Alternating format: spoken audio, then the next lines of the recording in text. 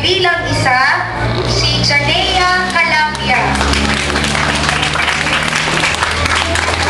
Ito po yung batang medyo napapagaw. Ano yun eh?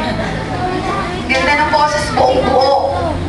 Ang ikalawang pwesto ay nakamit ng mag-aaral na may bilang 5, si Pocholo Sison.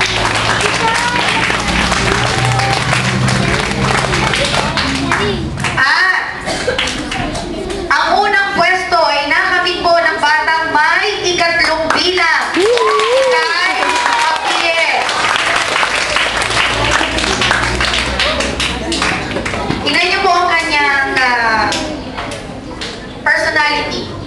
Talagang ang buko ay sumpik na sumpik. Ganun po talaga. Tsaka ang lakas po ng boses niya, unang tindig pa lang po ng batang ito, mahusay talaga. Yes. Eto na po sa talumpati.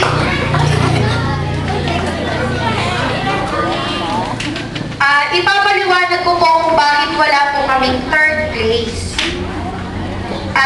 Sinabi po namin tatlo, i-request ko din po kay Ma'am Jackie, ano po, pag po 4 ng contestant, dalawa lang po yung ating kukuhanin. Kasi hindi po pa pwedeng isa lang yung may iwan. Sana po ay naiintindihan ng magulang. Ano po? Okay. Para po sa ikalawang pwesto, nakuha po ito ng batang may bilang na isa, si Alexandra Azurin.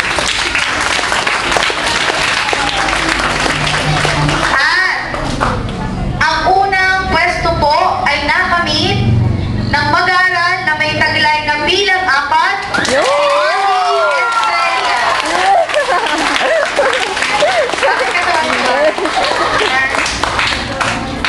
Okay, sila po yung mga batang mahuhusay sa larangan ng pagbikas ng talumpati. Marami pong salamat.